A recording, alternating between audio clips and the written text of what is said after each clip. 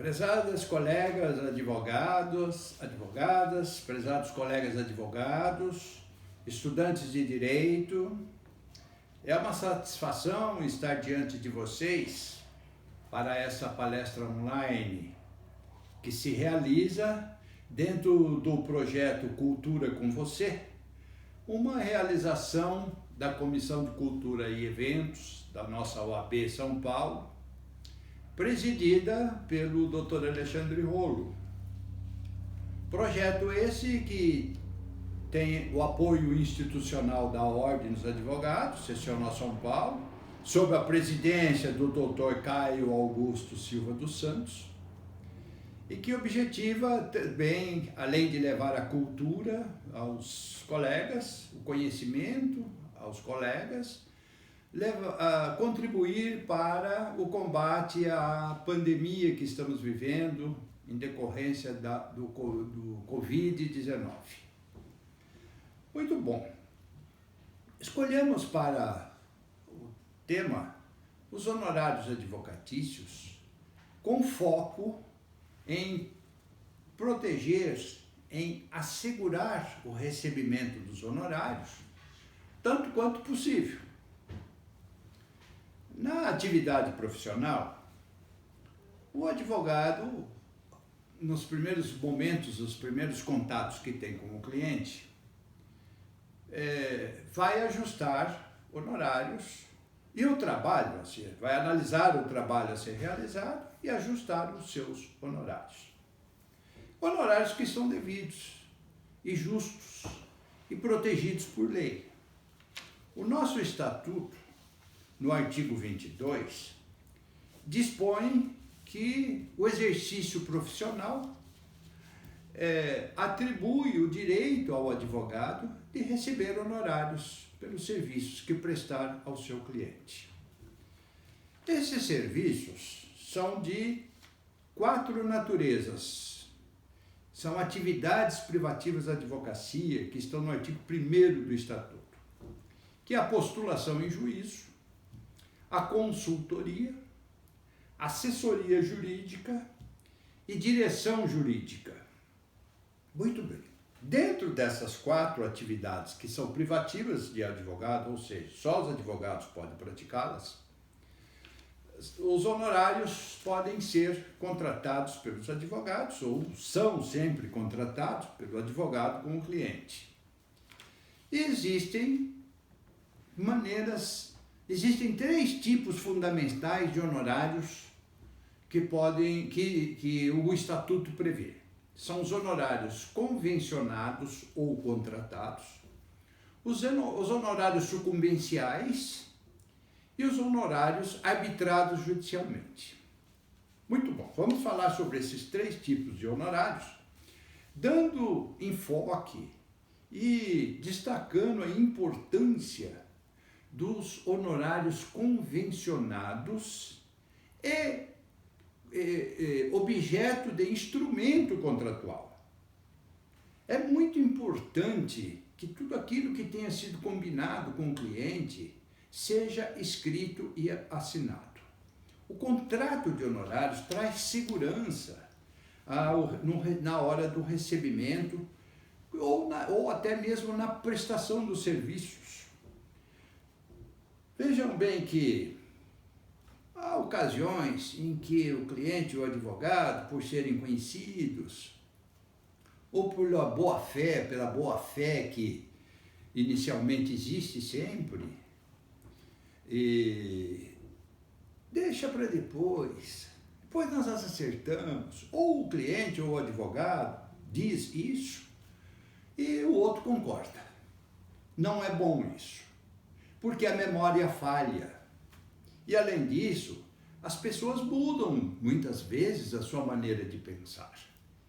E quando chega lá no final, o cliente acha que os honorários propostos pelo advogado ou apresentados pelo advogado depois do serviço feito são muito caros, são altos, e ele não quer pagar.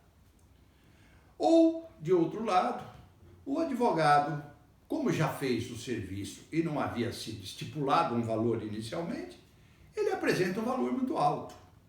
um valor exagerado, que o cliente terá razão em achar que é muito alto. Isso acaba gerando um conflito que pode ir parar até no judiciário. De modo que, para evitar o desgaste da memória ou do tempo, é melhor fazer o contrato escrito. E esse contrato, então, deverá ter alguns pontos principais a serem a vislumbrar. Primeiro, o serviço a ser prestado. O advogado deve definir com o cliente exatamente qual é a extensão do trabalho a ser realizado. Se vai realizar do início da ação até a última instância, ou se vai até um determinado ponto.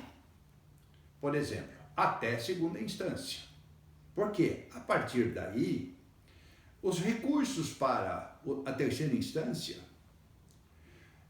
via de regra, são mais difíceis de serem elaborados, até porque, formalmente, os regimentos internos dos tribunais são muito complexos.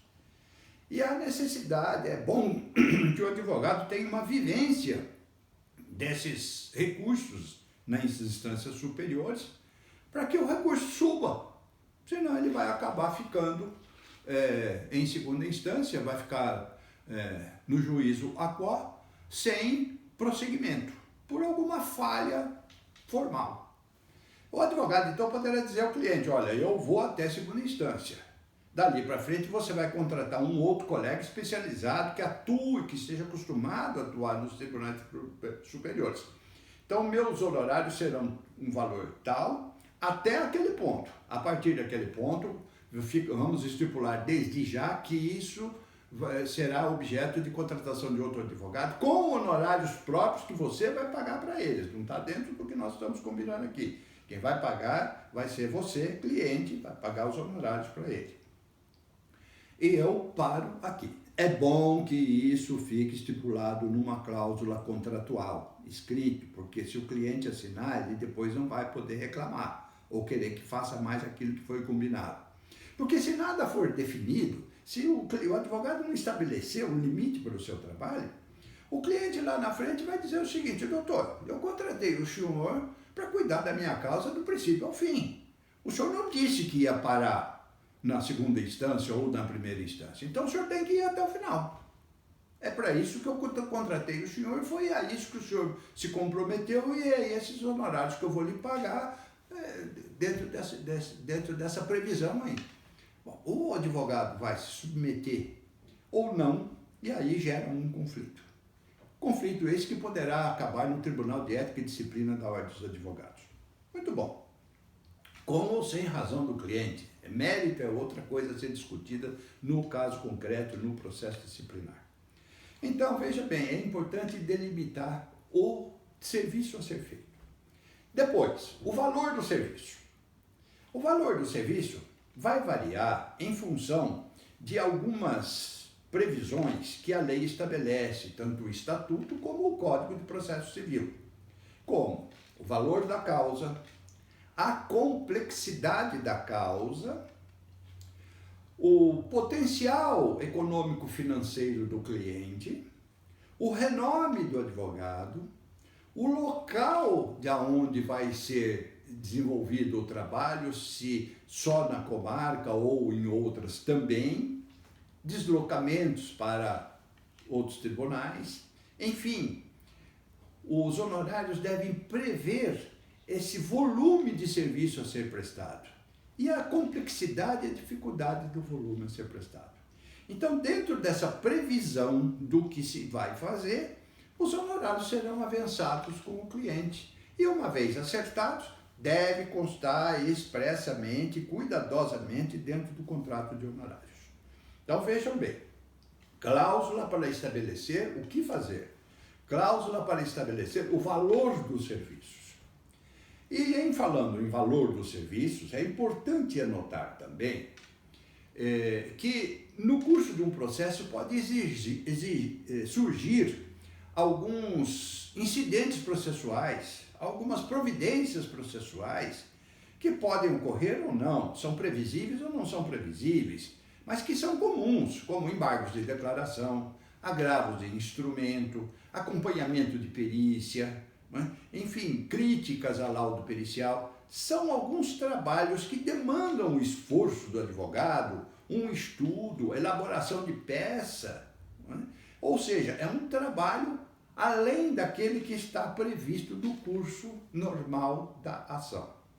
Esses trabalhos podem ser cobrados separadamente, mas é bom que esteja isso plenamente ajustado, falado, escrito e assinado junto com o cliente no contrato de honorários. Vejam vocês que eu estou sempre falando no contrato de honorários. É de suma importância o advogado ter contrato de honorários.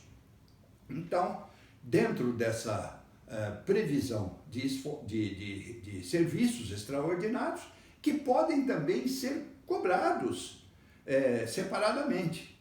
É por isso que é bom que haja previsão deles, para dizer, olha, por um agravo de instrumento, por um embargo de declaração, por alguma outra peça, eu vou cobrar um valor extraordinário e o cliente já estará sabendo.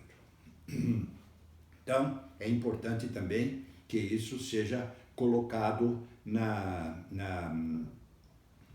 no contrato de honorários, numa cláusula. Outra coisa que pode ocorrer na contratação é a previsão que já existe na lei, mas é bom que tenha no contrato, de que o acordo que o cliente venha a fazer com a parte contrária no curso do processo não prejudica os honorários que estão previstos contratualmente. Por quê? O trabalho profissional, o trabalho do advogado tem natureza alimentar.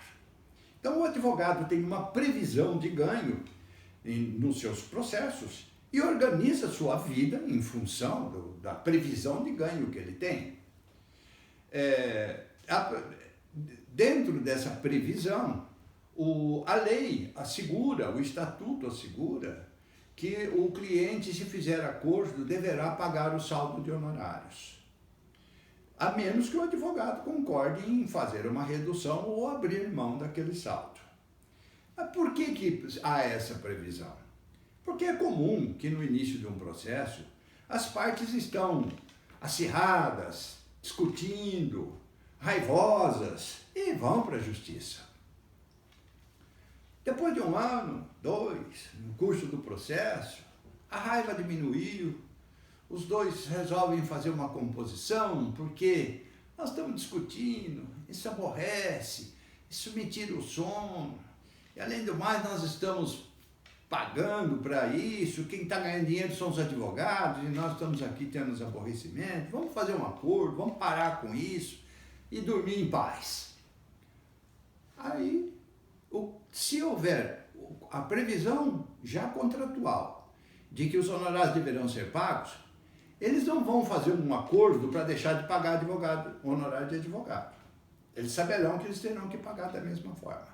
Porque é um compromisso que eles assumiram por escrito já no início dos trabalhos, já na contratação. Então é bom que exista essa cláusula também para estabelecer a questão do acordo. Isso já está garantido por lei, mas é bom que esteja no contrato para o cliente saber desde o início e depois não alegar ignorância ou dizer que não foi combinado. E não querer reconhecer o que a lei estabelece, porque aí pode gerar um problema. Se ele já estiver sabendo desde o início, ele não poderá ter reclamação. Outra coisa que se pode dizer com relação aos honorários advocatícios é a questão do cartão de crédito. Hoje em dia é possível, coisa que há anos atrás não se admitia, hoje em dia é possível o recebimento de honorários por cartão de crédito. Isso é uma questão de ajuste, do advogado ter um contrato com a prestadora, com a administradora de cartão de crédito, o cliente concordar, estabelece isso no contrato, é uma forma de recebimento. Outra coisa que é importante também, e os colegas saberem, embora seja muito pouco usual, é o advogado levar o cliente ao cartório de protesto de títulos. Há anos atrás, isso era absolutamente impensável. Com a evolução, hoje já é possível que haja o protesto por obrigação não adimplida, adquirida pelo cliente, assumida pelo cliente. Entretanto, é importante destacar que esse protesto só poderá ser feito em notas promissórias e cheques, porque são títulos de créditos criados, sacados, assinados pelo cliente, pelo devedor, no qual ele assume o compromisso de pagar. Portanto, se no vencimento ele não honrar o seu compromisso, ele estará inadimplente e ele estará sujeito a protesto. Antigamente não era possível esse protesto. Hoje é possível o protesto. Mas, repito, só notas promissórias e cheques. Outros títulos de crédito não é possível que seja levado a protesto. Muito bom. A moderação também é um fator importante a ser considerado na hora de contratação de honorários. O advogado não deve tirar proveito de uma situação de fragilidade do ser humano que está ali à sua frente, com dificuldades, para explorá-lo, para extorquí-lo. Os honorários devem ser honorários justos, pelo trabalho que vão ser feitos. Ou seja, dentro daquelas considerações de dificuldade, valor, etc., vai ser estabelecido um honorário. Mas esse honorário também não pode ser desmedido. É preciso que haja uma consciência do profissional em cobrar, em receber um valor justo. Pode até levar em consideração a sucumbência, de tal modo que se estabeleça, ou pode se estabelecer, que na eventualidade de uma sucumbência de 20%, eu reduzo o meu percentual de honorários para X%.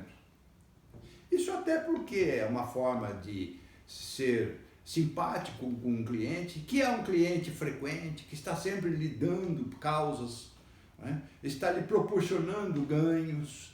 Então, é interessante que haja um equilíbrio, uma simpatia, uma compensação para o cliente também se sentir satisfeito e saber que não está sendo explorado.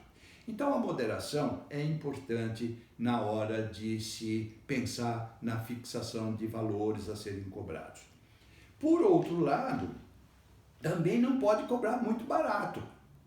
O advogado também não pode desvalorizar o seu serviço, porque estará desvalorizando a si próprio, estará desvalorizando, aviltando a própria classe da advocacia.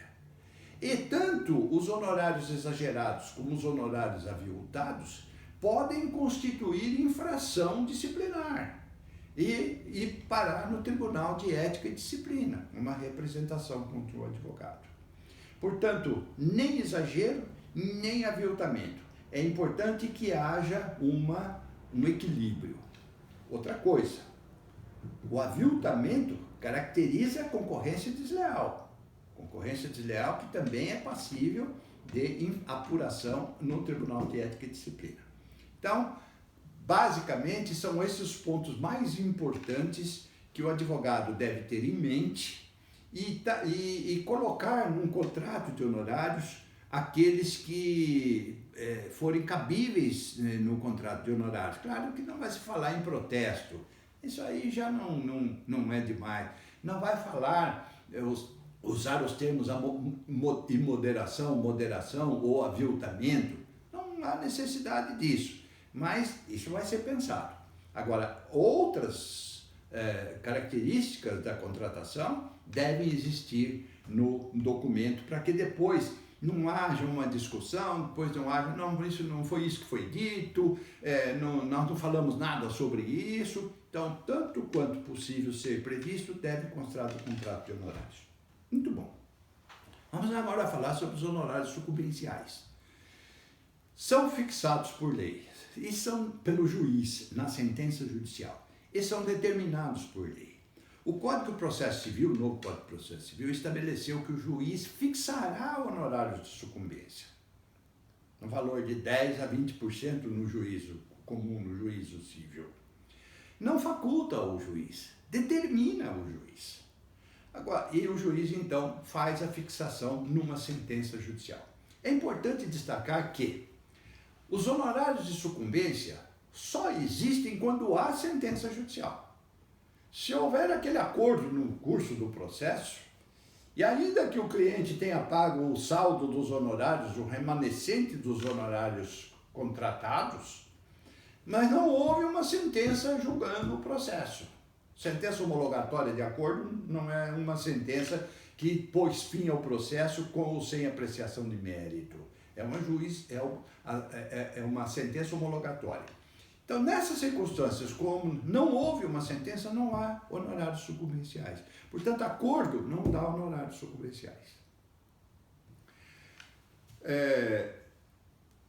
A legislação é clara no sentido de que devem existir os honorários sucumbenciais, inclusive na Justiça do Trabalho, onde, aliás, sempre houve a prática de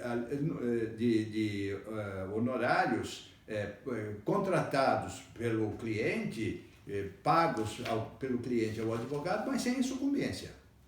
Com a reforma trabalhista, que aconteceu em julho de 2017, nós agora temos os honorários sucumbenciais na Justiça do Trabalho. Portanto, é mais uma garantia, mais uma segurança de que os honorários existirão também na Justiça do Trabalho. Portanto, honorário de sucumbência é direito do advogado. E é importante dizer o seguinte, até é bom explicar isso para o cliente. Olha, se perder a causa, você vai ter que pagar o honorário de sucumbência para o advogado da parte contrária. Então, doutor, mas o que é isso? Isso é o seguinte, a parte que perde a causa paga honorários para o advogado da parte que ganha a causa. Veja bem, você não vai pagar honorários, não é o advogado que paga honorário, é a parte perdedora que paga honorários. Segundo, os honorários não são dados para a parte contrária. Os honorários são pagos ao advogado da parte contrária. É interessante que isso fique bem explicado ao cliente, para que ele não alegue ignorância, né? Eventualmente até colocar isso no contrato de honorários, para que não haja dúvida lá na frente, principalmente se o seu cliente for uma pessoa assim mais difícil de entender as coisas, ou com menos capacidade intelectual, uma pessoa mais simples, né? Que tem às vezes dificuldade de entender as coisas. Então é importante explicar, muito bem explicado. Aliás, é dever do advogado sempre explicar tudo ao cliente antes do início dos processos, né? Explicar para que o cliente depois não diga que não foi avisado, que não foi informado e, portanto, queira se recusar ao pagamento. Que pode resultar em prejuízo do advogado. Porque, às vezes, você resolve não brigar com o cliente e não vai cobrar, então não recebe. É sempre interessante dizer também que qualquer tipo de honorário pode ser cobrado na justiça. O honorário pode ser cobrado na justiça. Então, em última instância, se o cliente assinou o contrato e não quer pagar, pode ir na justiça cobrar. E interessante também observar o seguinte, a contratação de honorários pode ser feita através de um instrumento formal, com cláusulas, parágrafos, etc. Ou pode ser por uma simples correspondência, troca de correspondência. Não é? Até pelos meios eletrônicos que hoje existem, disponíveis para as pessoas. Não há obrigatoriedade de um contrato formal. No passado isso existia. Eu me recordo de um acórdão que eu vi há muitos anos atrás, em que a execução do contrato de honorários era contrato escrito. A execução do contrato de honorários não prosperou, não foi adiante, porque não havia o reconhecimento da firma das testemunhas no contrato de honorários. Então era uma formalidade muito grande, em que era preciso ter todas as assinaturas com firmas reconhecidas, 2 testemunhas e reconhecimento de firma das testemunhas. Sem isso o contrato não valia. Hoje vale. Basta uma simples troca de correspondência que o cliente assumiu o compromisso, pronto, já é um início de prova. Então, o contrato de honorários é uma força muito grande.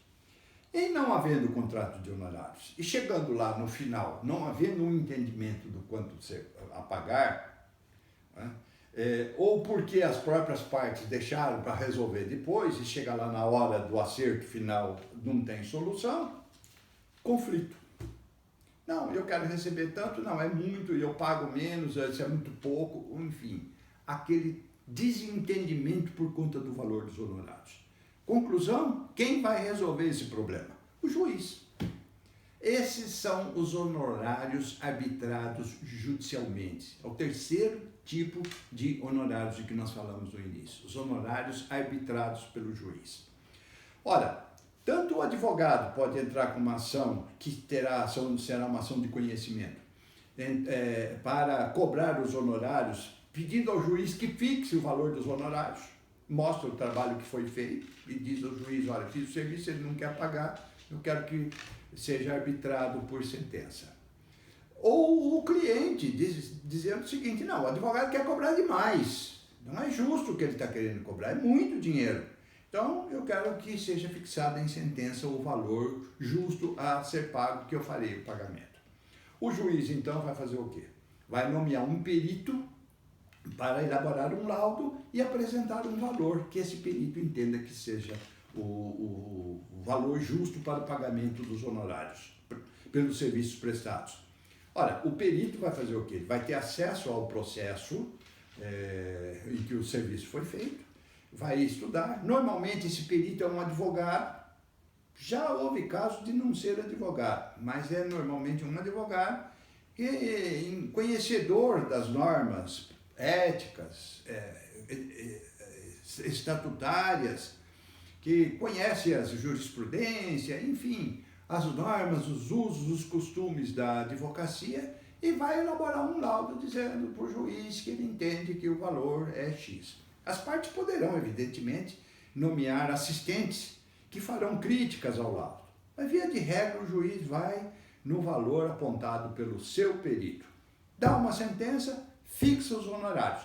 Essa sentença, essa fixação, após recursos, etc., quando transitar em julgado, constituirá um título executivo judicial, que o advogado, então, poderá executar, promover a execução, com todas as características de execução do Código de Processo Civil. Então, esses são os honorários arbitrados judicialmente. Muito bom. Há outro tipo de honorário, que é o honorário chamado honorário quota litis. Esse honorário quota litis é aquele em que o advogado combina com o cliente que só haverá pagamento de honorários lá no final do processo. Quando terminar tudo, o cliente paga honorários. O advogado não vai receber nada como adiantamento de honorários. No final, e isso implica, colegas, em um advogado financiar o processo. O processo quota litis significa que o advogado vai ter que bancar o processo todinho. Vai pagar custas, vai pagar preparo de recursos, vai pagar perícia, vai pagar a obtenção de documentos, busca de documentos, emolumentos cartorários, vai pagar despesas de viagem, enfim, tudo que for despesa para o desenvolvimento dos trabalhos será custeado pelo advogado, que o cliente pagará no final, mediante a prestação de contas, a comprovação das despesas feitas e dos honorários que foram ajustados inicialmente. E é importante e é necessário que esse quota litis seja contratado por escrito, para que se saiba exatamente quanto vai ter o percentual a ser pago no final, em função do benefício econômico que o cliente receber. E outra coisa, o cliente não pode pagar ao advogado em bens, só pode pagar com dinheiro, em espécie, em pecúnia, não pode pagar com bens. Essa questão de o advogado receber honorários com bens do cliente, só em situações muito excepcionais, só em situações muito extremas, em que fique caracterizado, demonstrado realmente, que o cliente não tem recursos financeiros. Aí ele oferece algum bem para o advogado aceita e recebe de alguma forma, não é? Então, esse pagamento poderá ser feito com uma obra de arte, poderá ser feito com um apartamento, enfim, evidente, dependendo do volume, dos valores, o bem a ser dado em pagamento será um bem proporcional aos honorários resultantes do benefício econômico que o cliente recebeu. Outra forma de honorários são os honorários de êxito. Não se recomenda que o advogado trabalhe com os honorários de êxito, porque a advocacia é uma atividade meio, não é uma atividade fim. O advogado não é sócio do cliente que está fazendo um empreendimento, investindo trabalho, investindo dinheiro para lá no final receber uma participação como se fosse lucro, como se fosse um empreendimento comercial ou industrial. Não, o trabalho do advogado é trabalho de meio. Ele recebe honorários pelo serviço que faz, não pelo resultado. Tanto que muitas vezes ajusta-se um determinado valor de honorário em valores fixos, não é? O que não é proibido, um determinado valor absoluto fixo. Chega lá no final, o percentual de 10% do valor da causa seria maior do que aquele que foi ajustado. Então, o advogado fala, poxa, eu poderia ter convencionado um percentual e não um valor fixo. Convencionei um valor fixo, agora eu estou preso a ele. Salvo algum trabalho extraordinário muito grande que justifique uma majoração de honorários. Isso está previsto no estatuto. Mas já não é tão fácil. Se o cliente não reconhecer que houve um trabalho muito mais complexo, muito maior, ele poderá não aceitar a majoração e aí pode gerar problema. Então, o honorário de êxito não é recomendável. Ele sempre existiu na Justiça do Trabalho, porque a parte reclamante, via de regra, é hipossuficiente, não tem como pagar, e a norma na Justiça do Trabalho é honorário de êxito, o que ainda permanece, embora tenha havido a reforma trabalhista. Mas sempre que possível, principalmente fora da Justiça do Trabalho, não adotar os honorários de êxito. Muito bom.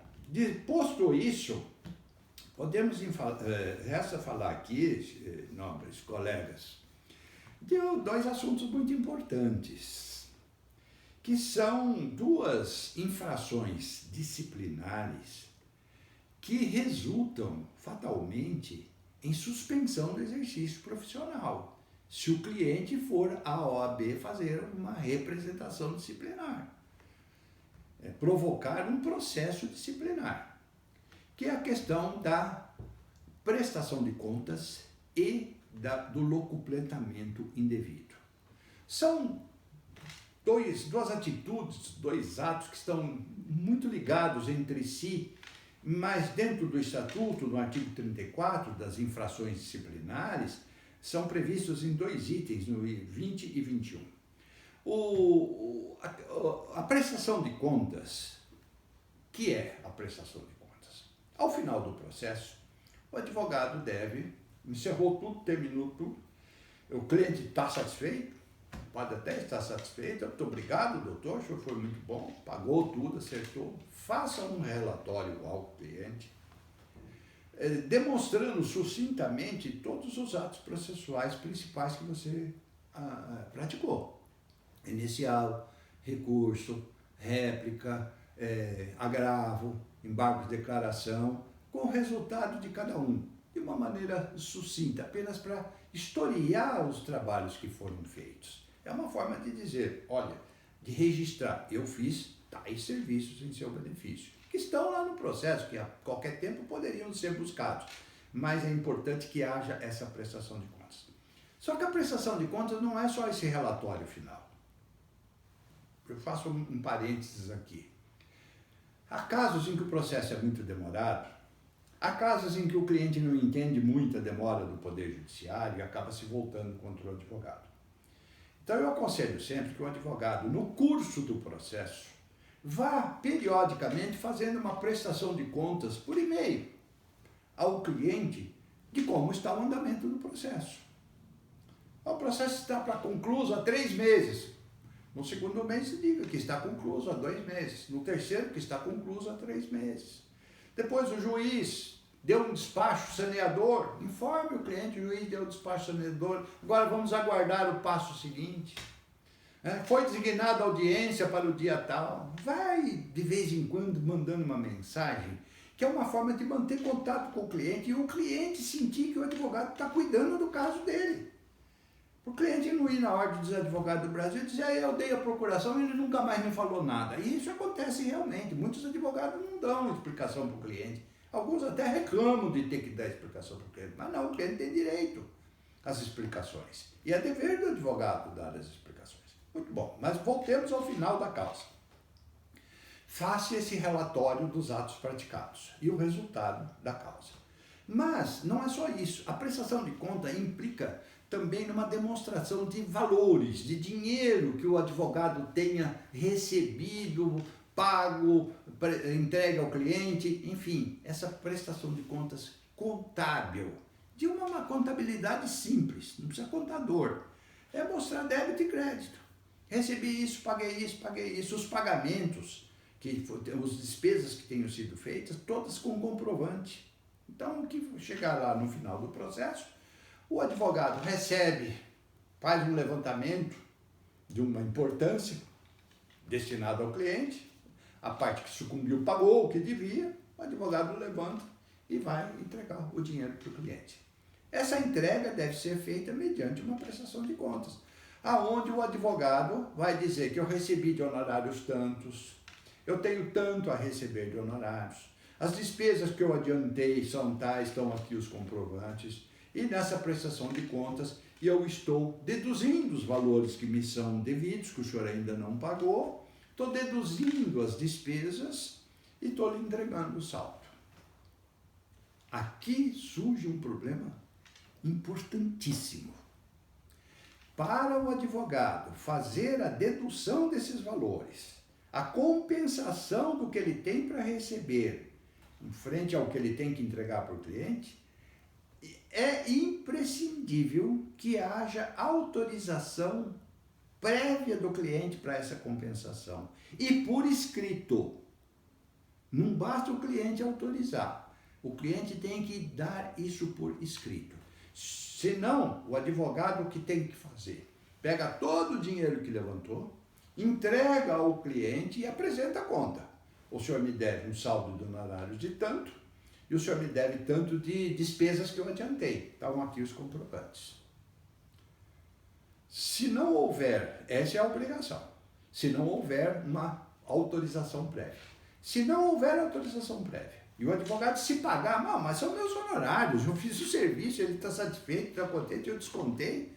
Se o cliente mudar de ideia e for na Ordem dos Advogados, você vai sofrer um processo disciplinar com uma sanção de suspensão, que varia de 30 dias a 12 meses. Normalmente 30, 60, até 90 dias. Mas é suspensão. E uma suspensão que, diz a decisão do Tribunal de Ética, dá a suspensão fixa, 30 dias de suspensão a serem cumpridas, inclusive entregando a carteira na Ordem dos Advogados. Não pode exercer a profissão, está suspenso, não pode fazer nada. E devolução do dinheiro. Agora, a devolução do dinheiro deve ocorrer e a suspensão vai se prolongar, além dos 30 ou 60 dias que tenham sido fixados, até o momento em que o dinheiro seja entregue para o cliente, com juros e correção monetária, de atualização monetária.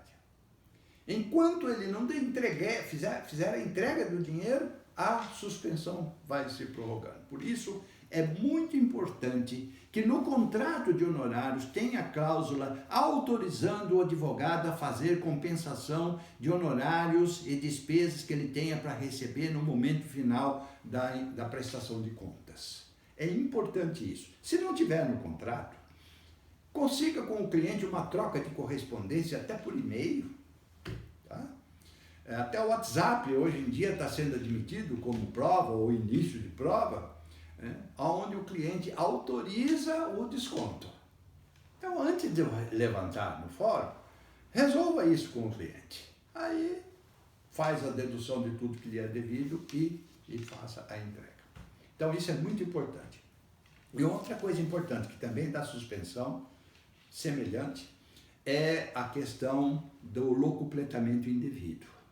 O advogado que cobra honorários absurdos do cliente, o cliente paga amedrontado, depois ele vai na justiça e fala assim, não, eu paguei demais, o advogado não quer responder, porque tem advogado que é mandão, né, que é autoritário, fala alto, o cliente fica humilde e acaba pagando mais do aquilo que é devido, aquilo que é justo, né? Então, ou o advogado demora para entregar o dinheiro para o cliente, faz o levantamento do fórum e fica mentindo para o cliente. Não, o juiz ainda não assinou o mandado de levantamento. Não, ainda não saiu, ainda não foi buscar, mas o dinheiro já está com ele. Ele não vai se negar a entregar, vai entregar, mas vai demorar 30, 60, 90 dias, ou depois de meses, quando o cliente pede para alguém ver, ou vai lá no fórum e descobre que o dinheiro foi levantado, aí ele vai reclamar e o advogado pega e entrega. Ora, esse tempo, essa demora, isso é locupletamento. Ele está usando o dinheiro do cliente. De alguma forma, ele está se beneficiando daquele dinheiro. Isso é um locupletamento indevido. O dinheiro que devia estar na mão do cliente está na mão do advogado. Se o cliente for à Ordem dos Advogados do Brasil, vai dar seguramente o locupletamento e suspensão. Tá? E suspensão. Uma coisa que é importante dizer é o seguinte, na hipótese de locupletamento ou de prestação de contas, a suspensão se prorroga por tempo indeterminado, enquanto não for entregue o dinheiro para o cliente ou feita a prestação de contas. É importante dizer o seguinte, que não adianta fazer um acordo com o cliente depois que ele foi na Ordem dos Advogados do Brasil, para reclamar da prestação de contas ou do locupletamento. O processo vai prosseguir até final e o advogado, 99% vai ser condenado, entendeu? A uma suspensão. Ainda que ele tenha feito a entrega do dinheiro, a prestação de contas. Ou seja, é uma infração que tem interesse da classe. Toda a advocacia é prejudicada quando um advogado se conduz mal. E aí os advogados ficam com a pecha de serem espertalhões. Por quê? Porque alguns profissionais não atuam com ética, não praticam a profissão com observância das normas do bom comportamento pessoal e profissional. E com isso a classe toda é comprometida. É de interesse público, portanto, que o advogado que pratica essas infrações seja apenado, mesmo que ele, no curso do processo de representação disciplinar, pague tudo para o cliente e pegue recibo do cliente, com juro, com correção, tudo. Fala, paguei tudo. Fala, muito bem, o senhor pagou tudo, então o senhor não vai ter a prorrogação da pena, entendeu? Mas os 30 dias de suspensão o senhor vai cumprir. 60 dias o senhor vai cumprir. Né? Se ele fizer o acerto depois dos 30 dias, ele já terá cumprido a pena, aí ela será julgada cumprida e ele feito o pagamento. Então cessa a prorrogação da suspensão. Isso é muito importante e é o que mais tem no Tribunal de Ética e Disciplina. São processos por questão de prestação de contas. Advogado que fica com dinheiro do cliente, que não faz a entrega ou que demora para fazer a entrega. Essas duas coisas são importantíssimas e dão suspensão quase que com toda a segurança. Esses são os pontos principais sobre honorários advocatícios que eu gostaria de deixar presente para os colegas que estão me ouvindo, dizendo que é importante, colega, nós sempre darmos uma lida no Estatuto e no nosso Código de Ética para nós conhecermos os nossos direitos e os nossos deveres. Porque conhecendo direitos e deveres, nós estaremos nos distanciando de eventuais infrações que podem resultar em problemas com o cliente, problemas sérios. E desnecessário, às vezes, por uma questão de uma previsão. E essa previsão, sempre que possível, seja feita através de contrato escrito. Por isso que eu, em todo momento, dei muito destaque à importância da contratação por escrito dos honorários, dos serviços a serem prestados. Além do Código e do Estatuto, os colegas poderão encontrar muita orientação no ementário do Tribunal de Ética da OAB São Paulo. Lá nós temos décadas de ensinamento de como se conduzir e de como resolver problemas. Muitas vezes o colega está com uma dificuldade, com um problema, como que eu faço? Vá ao ementário.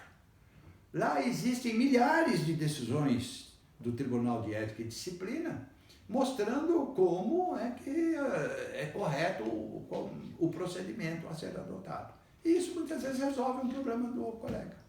Já resolve ali, já sabe, isso eu posso pôr no contrato, isso eu não posso, isso eu posso cobrar do cliente, isso eu não posso, isso eu posso fazer, não posso. Em todos os setores, não só honorários, publicidade, lianesa, relação com juízes, com outros advogados, enfim, tudo aquilo que diz respeito à ética e disciplina está no ementário da OAB, além da jurisprudência dos tribunais e da doutrina, que se o colega quiser se aprofundar, poderá encontrar bons títulos a respeito do assunto.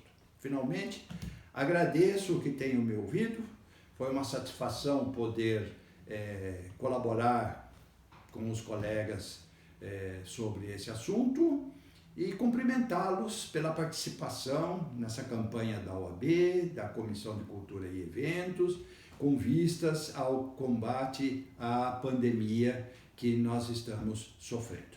Muito obrigado pela atenção e tudo de bom para todos.